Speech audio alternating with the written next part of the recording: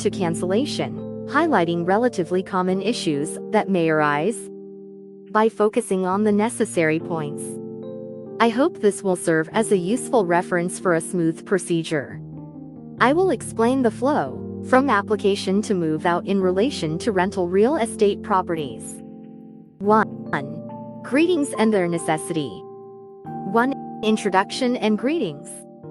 Now, let's begin the guidance promptly. Rental real estate offers the advantage of choosing a home flexibly, according to changes in lifestyle or work circumstances. 2. Advantages of renting. Compared to purchasing, renting has the appeal of lower initial costs and the absence of taxes. It's also recommended for the ease of experiencing urban living environments. However, one must not forget that entering a formal contract involves legal obligations.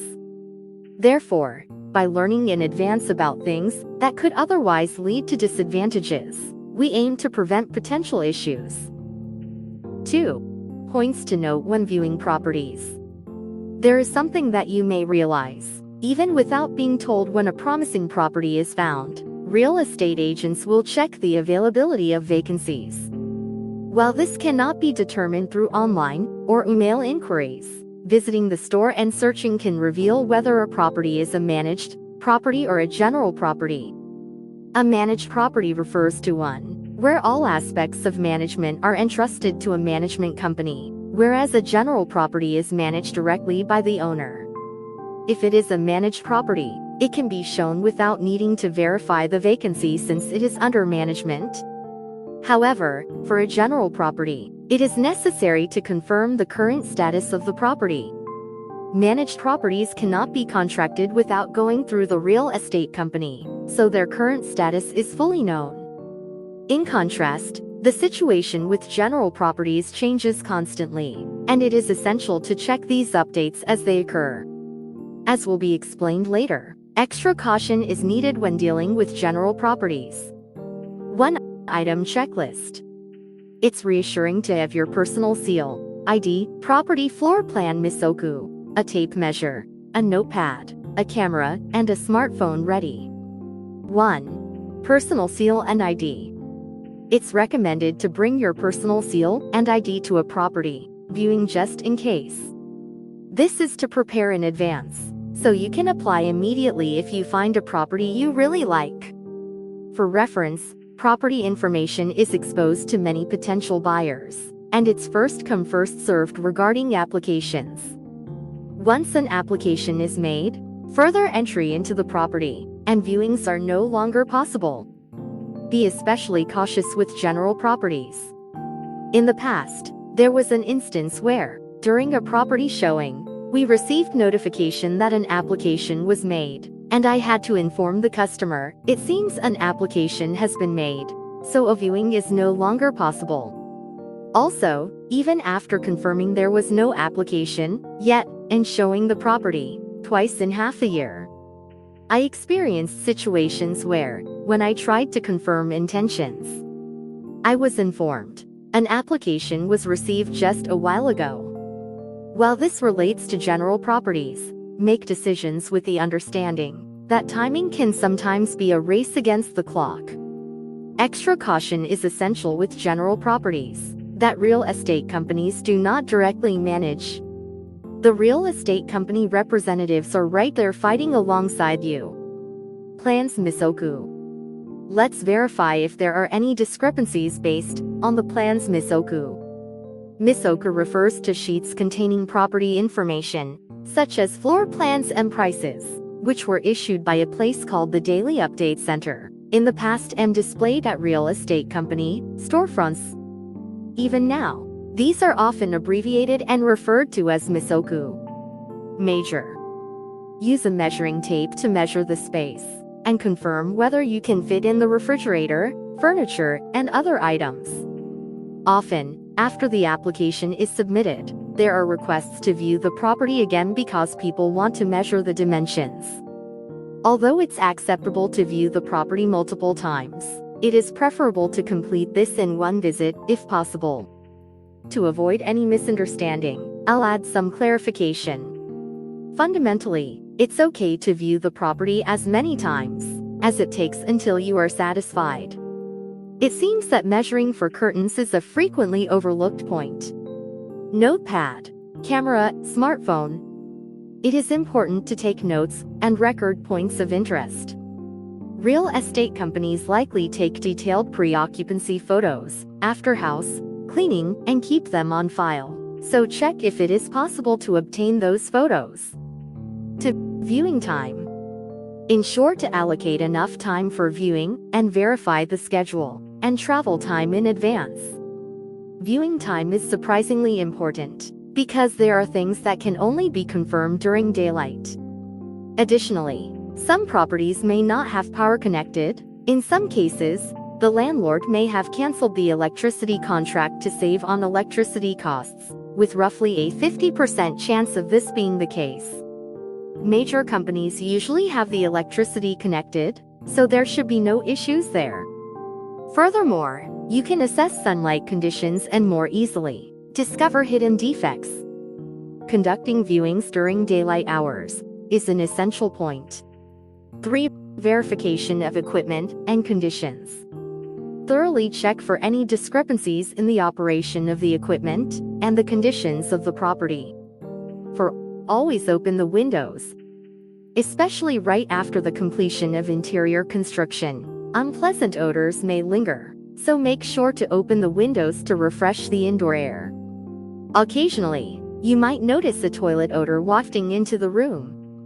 This can occur if the trap water in the toilet bowl dries up, allowing smells to rise directly from the plumbing. This is a natural phenomenon, and in such cases, flushing the toilet once should refill the trap and prevent the odors from coming up again.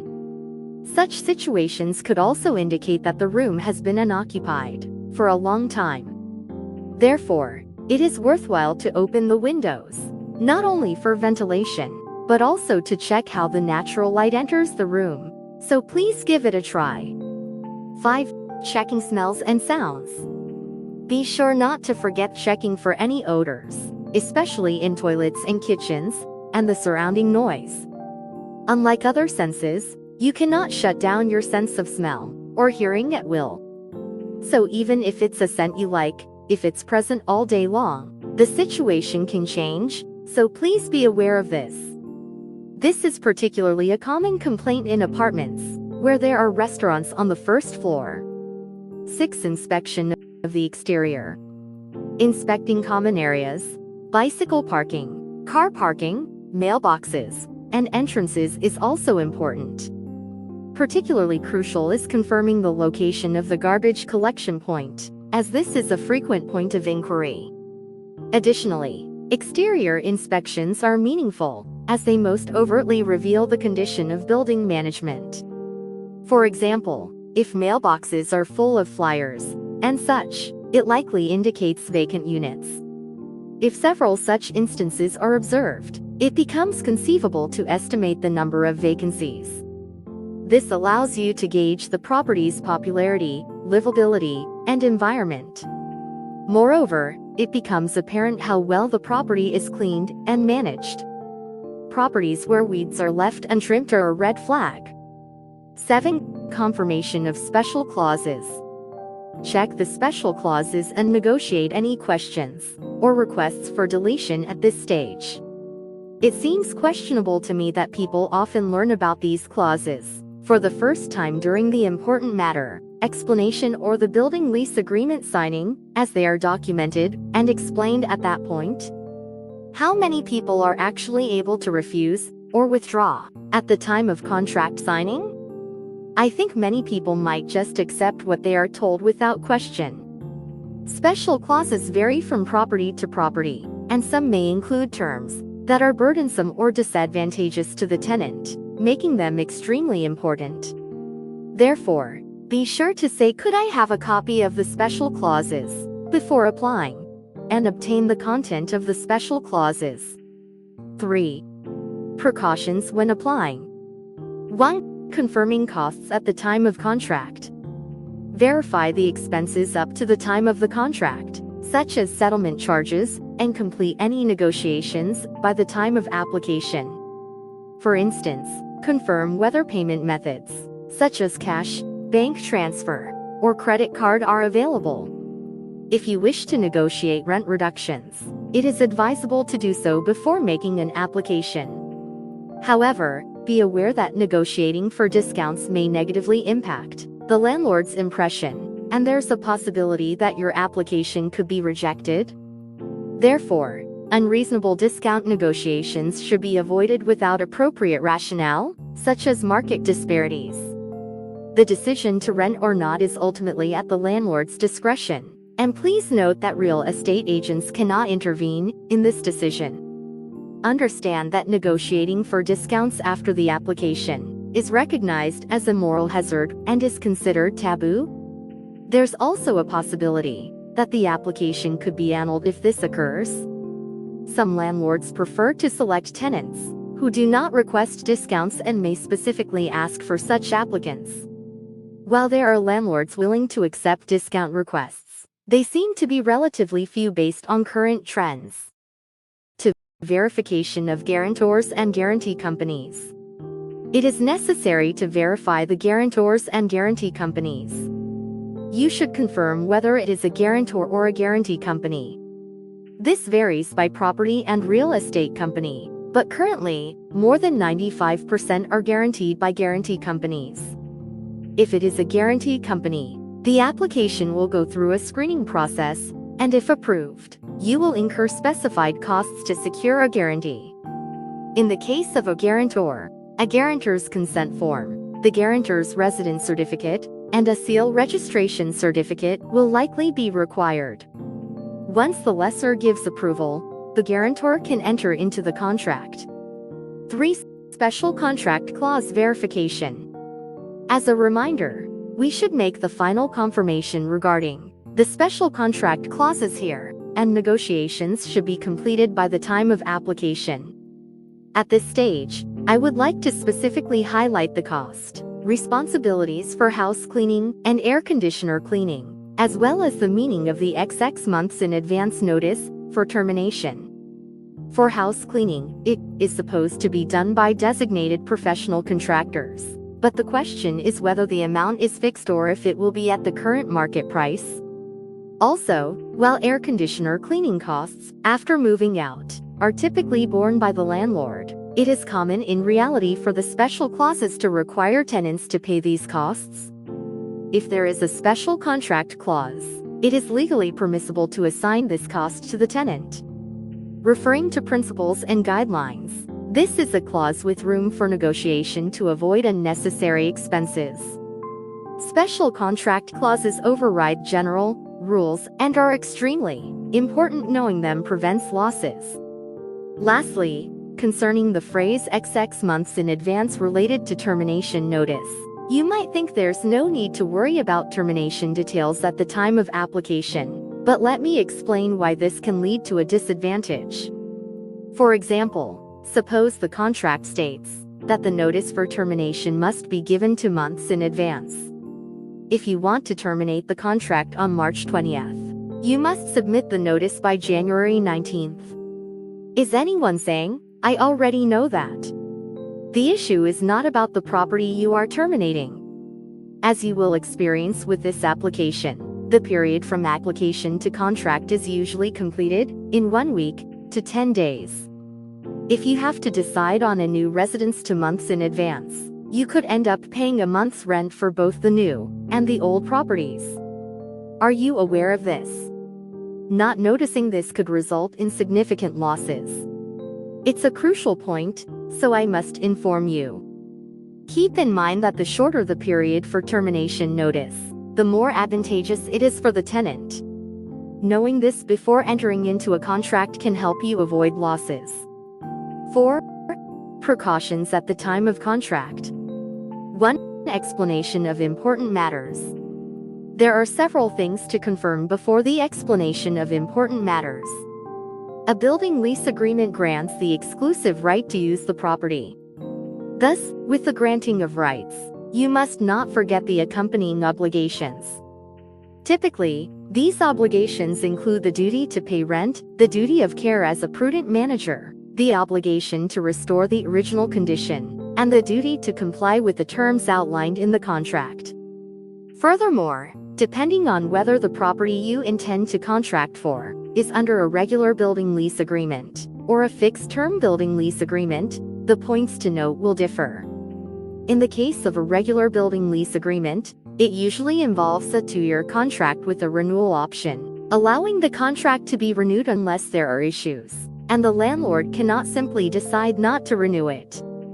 In contrast, a fixed-term building lease agreement has the distinctive feature that the contract inevitably ends at the expiration of the contract period, necessitating a new contract equivalent to a new agreement.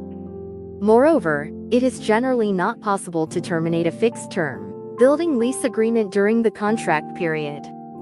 However, this principle may have exceptions, such as when special contract clauses state, notification must be given XX months in advance, allowing for cancellation under specific conditions favorable to the tenant.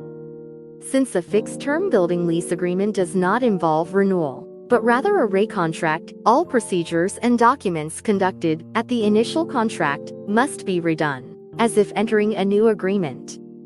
Although fixed-term agreements may involve various conditions, they do offer certain advantages, such as extended contract durations, compared to regular agreements and possibly lower than market rents. Be wary of some operators who engage in fraudulent acts by misleadingly stating that you can recontract without any issues. Remember, a fixed-term building lease agreement does not guarantee recontracting. If you hear such claims, ask for the details to be documented in the explanation of important matters and the contract. Understanding the differences between a regular building lease and a fixed-term lease can prevent significant losses, which may occur if you are unaware. Continued explanation of important matters. In the context of renting a property, this is a procedure where important matters are read and explained. The explanation of important matters is mandated by law and generally cannot be omitted. It is required that these matters be read aloud. I will highlight key points in the explanation of important matters that you should pay close attention to. There are different contact points for reporting issues, contacts for equipment, for the private areas, and for common areas. It's important to verify these separately.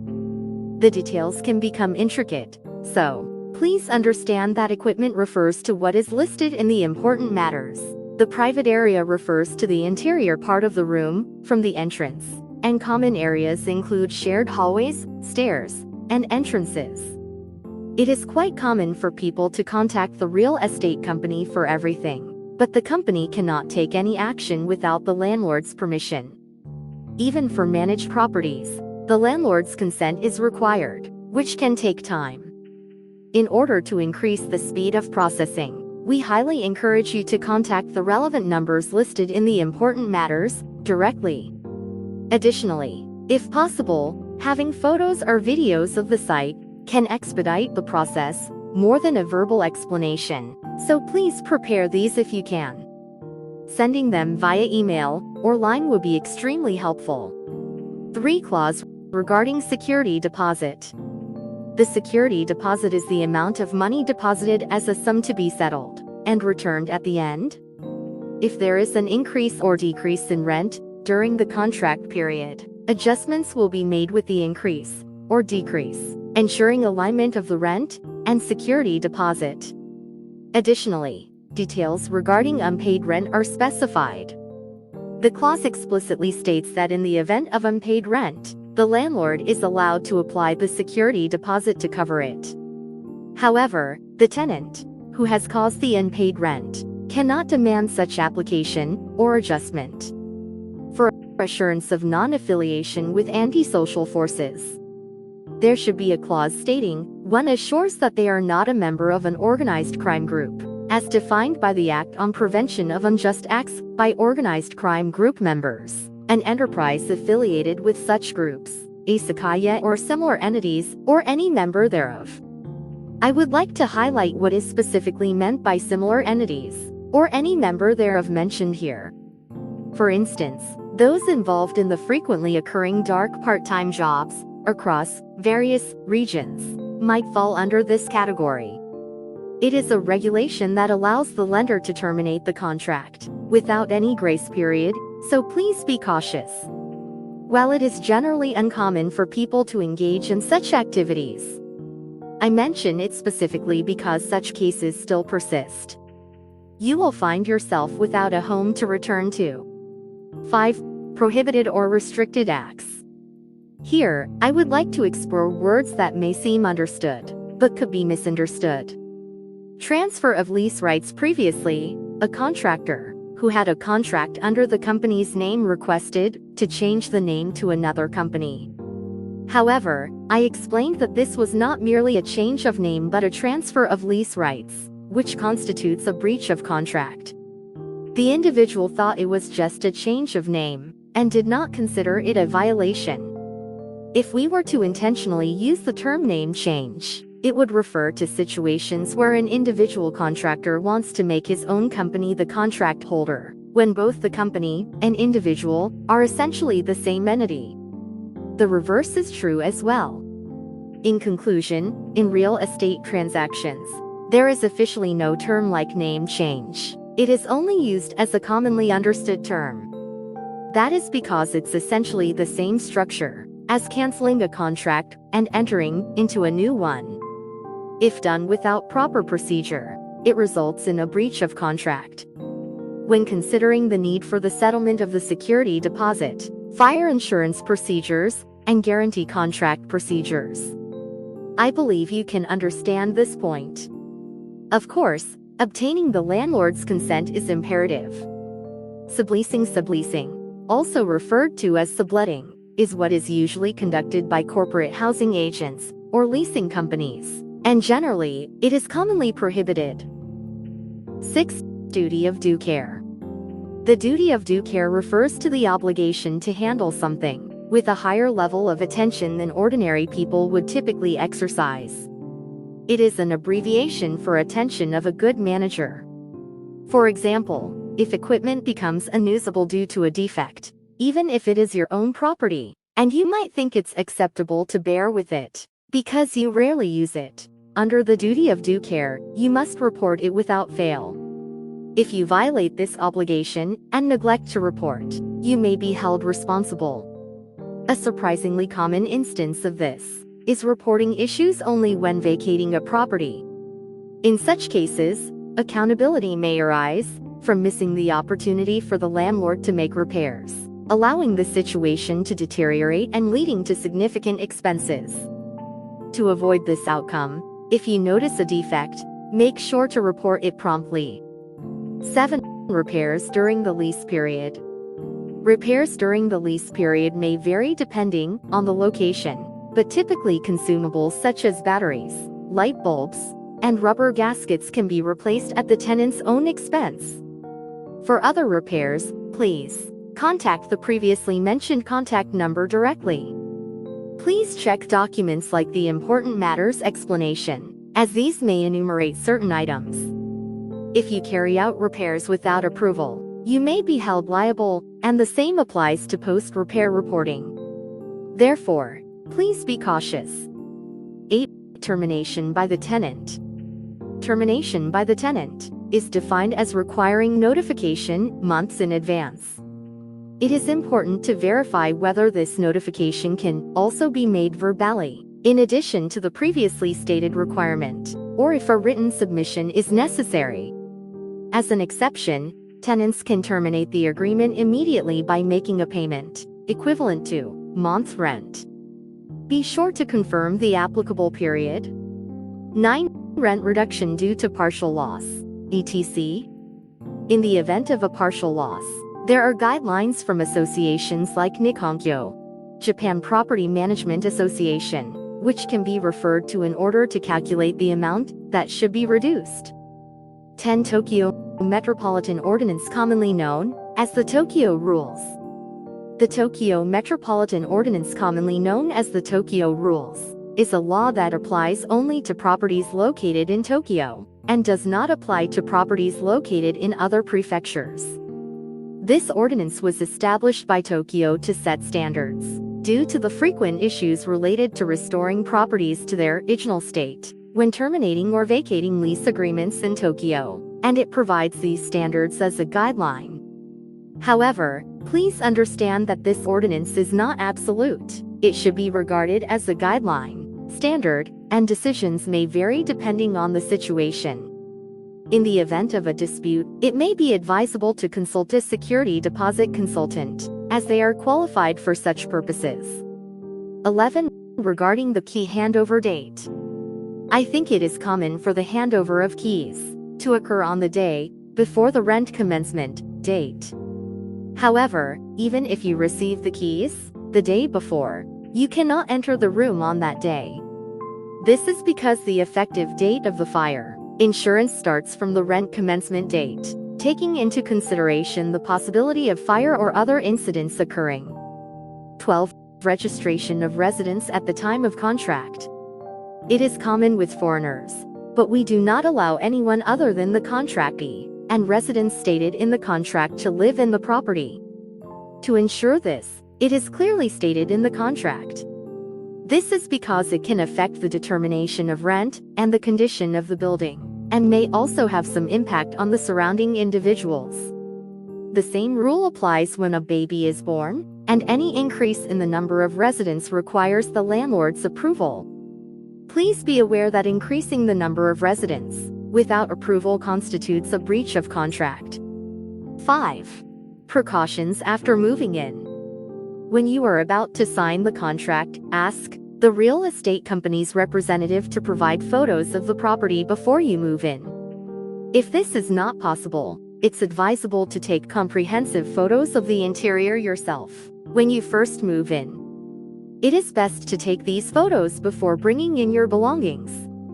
This could prove useful when it comes to cancellation or moving out. To protect yourself, I strongly recommend doing this as a precautionary measure. 1. In case of long-term absence. If you are going to be away for an extended period, it's advisable to give advance notice. This is because, while it would be ideal to be reachable immediately if you cannot be contacted, there may be cases where entry into your room is necessary. For example, in situations such as you becoming ill and collapsing inside the room, a water leak where the extent of damage or responsibility needs to be understood, or the need for fire alarm checks and equipment inspections, entry may be needed in the presence of a third party. There have been instances where, upon the request of the police or fire department, we were allowed entry into all rooms due to fire alarm activation. These cases are surprisingly common. 2. In case of malfunctions in equipment, etc. If any malfunctions occur in the equipment, please contact the mentioned contact details as previously stated. It is reassuring to always be aware of the measures to take in case of malfunctions, and to remember the coverage of your fire insurance. In terms of urgency, the most critical issue to watch out for may be water leakage, as it can cause significant damage depending on the situation. 6. Notice for moving out. When considering moving out, you must submit your move-out application within the deadline. However, it is required that your new place of residence is already decided beforehand. 1. Termination procedures for utilities. Please make sure not to forget to complete the termination procedures for your utilities. 2. Notification of mail forwarding. Please do not forget to submit the notification for mail forwarding. 3. Application for disposal of large waste. Please note that requesting the disposal of large waste does not mean it will be collected on the same day. Therefore, make your request as early as possible. Although this is specific to Tokyo and often misunderstood, please be aware that items like futons and blankets, which may seem like burnable waste, are treated as large waste. When you are moving out, stating that you have already arranged for the collection of large waste for the following day will not be accepted, as there is no guarantee that the large waste will be collected. Please ensure all necessary steps are completed before the inspection at the time of moving out. for cleaning upon moving out. I would like to clarify one point that many people might be misunderstanding. It's about the positioning of house cleaning. House cleaning is often done at the tenant's expense, but I've seen some people think that because they pay a cleaning fee, they don't have to clean themselves. This is a big misunderstanding. House cleaning does not refer to normal cleaning. It is conducted after room repairs and serves as the final step in preparing the room for the next occupant. Many of you may have noticed signs, such as cleaned or disinfected during property viewings. These signs are evidence that house cleaning has been performed. What I want to convey is that tenants are obliged to restore the property to its original condition, which I have mentioned before. There have been cases where tenants faced significant charges such as replacing the system, kitchen or completely recovering the bathroom sheets, simply because they failed to clean properly. An assessment by a professional agency will be conducted during the move-out inspection. If it is concluded that certain things cannot be cleaned, replacement becomes inevitable, and the associated costs will be billed to you.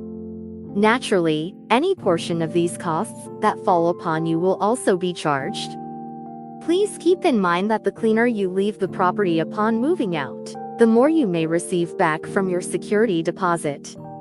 Prior to vacating, please ensure a thorough cleaning for the next occupant. Remember that the property is not your own, it is rented, and you have agreed to a restoration obligation upon signing the contract. Lastly, concerning the settlement, be informed that real estate company staff negotiate with a landlord to ensure that the tenant is not unfairly disadvantaged, taking into consideration the years of tenancy and the condition of the room. The final step is to properly return the keys. After that, you only need to wait for the settlement amount to be communicated to you. I have outlined the important points and procedures for each section to ensure everything goes smoothly. I hope that this information helps in making your new life in Japan even better. Here are the key points following the series of steps in rental real estate. Moving forward, I intend to explain the necessary procedures, daily life information, and relevant laws concerning rental properties in a way that is easy to understand for foreigners residing in Japan. Since I will also touch upon Japanese domestic laws, if you find this information helpful, please click the like button and the subscribe button. It motivates and encourages me. I look forward to your support.